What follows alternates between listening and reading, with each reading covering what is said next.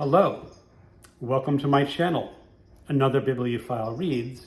My name is Greg, and I'm going to do a wrap-up for what I read in June. Now, I had been doing weekly wrap-ups, and I'm thinking of just doing away with the weekly wrap-up and ending everything with a monthly wrap-up.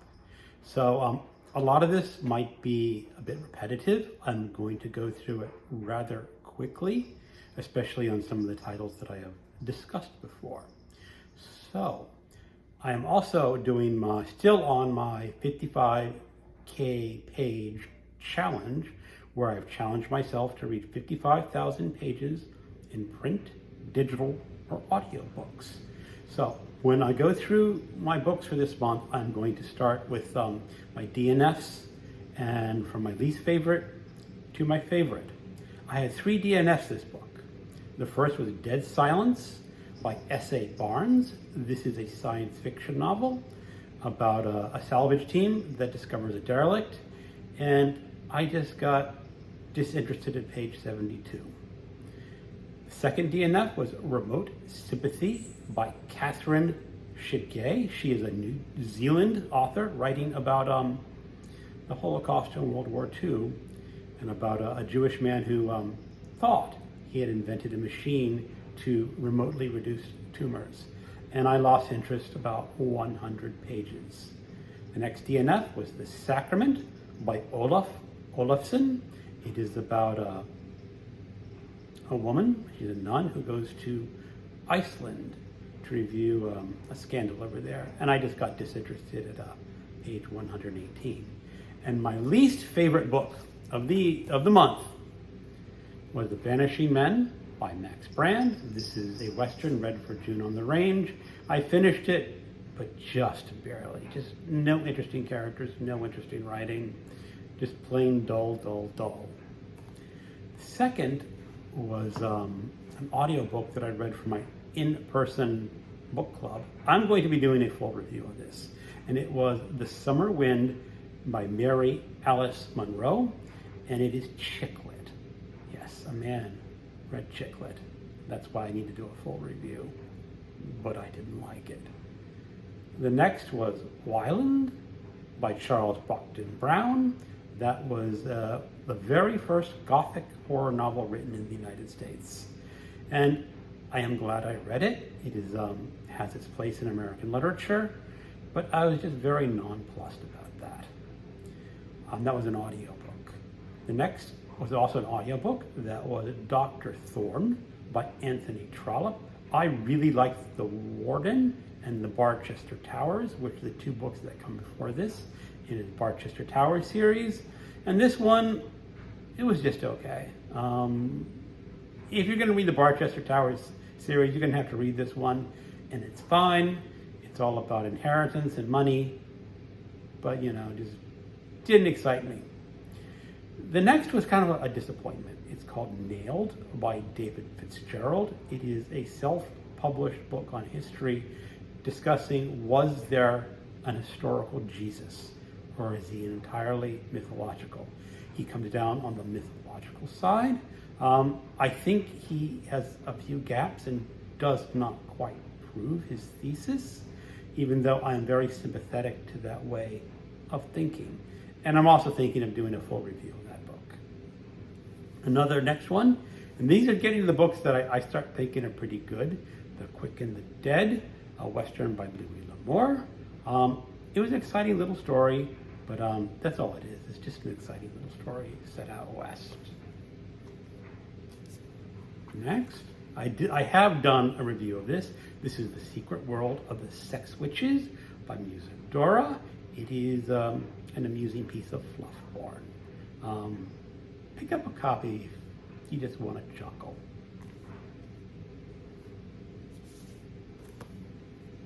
Came a Spider by Edward Levy. This is actually a very good entry into the genre called Killer Animals.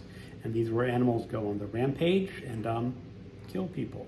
This time it's like spiders with about a 12-foot leg span. Nasty little things, and not the best, but quite good.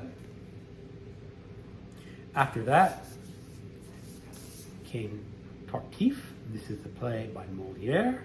This is about identifying a charlatan and why people believe in charlatans. And this is written in the 17th century. And you'd think people would stop believing in charlatans, but we haven't. We're still falling for them. Killer's Payoff by Ed McBain, Criminali's favorite author. And I thoroughly enjoyed this.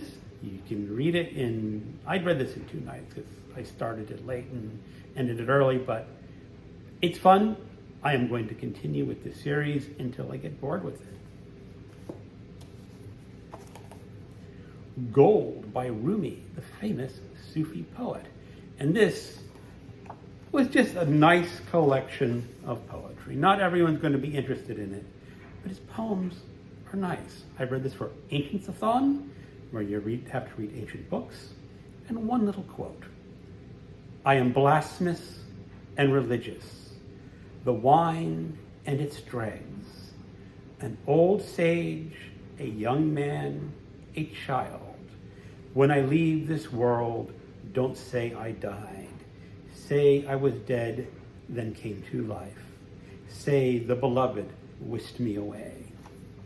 If you like that semi-mystical poetry, definitely pick it up. The Rats by James Herbert. This is part of a secret project. It is possibly the first and the best of the killer animal genre. Next was an audiobook, The Cruel Sea by Nicholas Monsarrat. This is about British naval people crossing the Atlantic and protecting the caravans. It was a very exciting book about World War II. And that counts as one of my big books of summer because that book was over 400 pages long in its print version.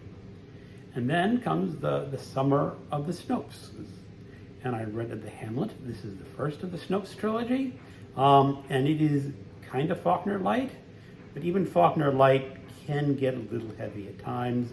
And it is the story of a rapscallion, Flem Snopes, who had all these sorts of underhanded business dealings. And it is just fun to see him get ahead in his underhanded ways. The one after that was also an audiobook, again for June on the Range, and that was True Grit by Charles Portis. I truly enjoyed this book. The narration by Donna Tartt is near perfect for the character of Mattie, and I cannot recommend that one enough. Another book read for a secret project that will be coming up is my reread of Off Season by Jack Ketchum. And this is about cannibals off the coast of Maine. And they eat people. Yum, yum, yum. Then there was a science fiction novel.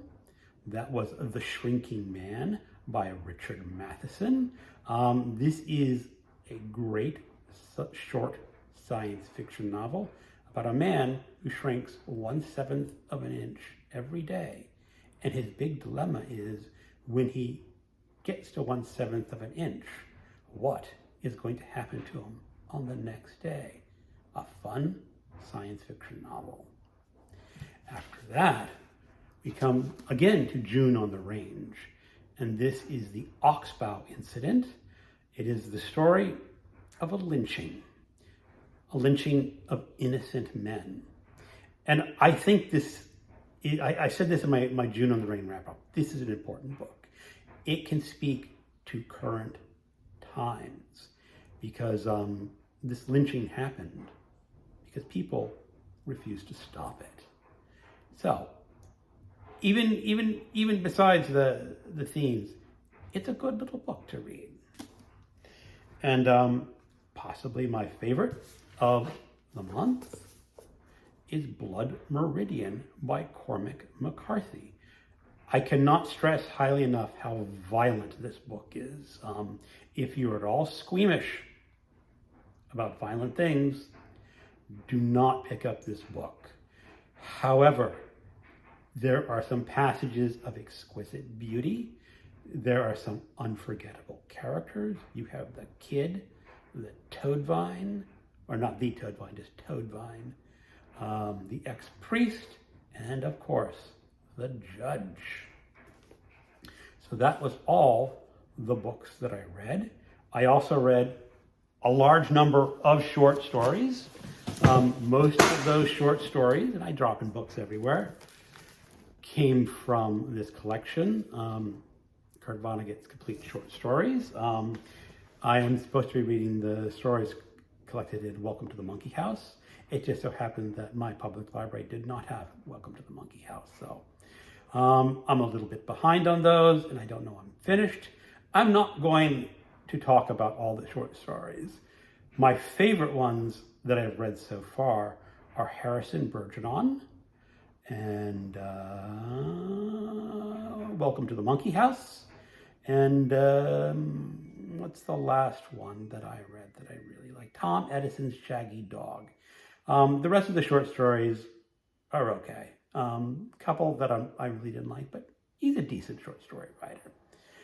So what does that mean for my page total?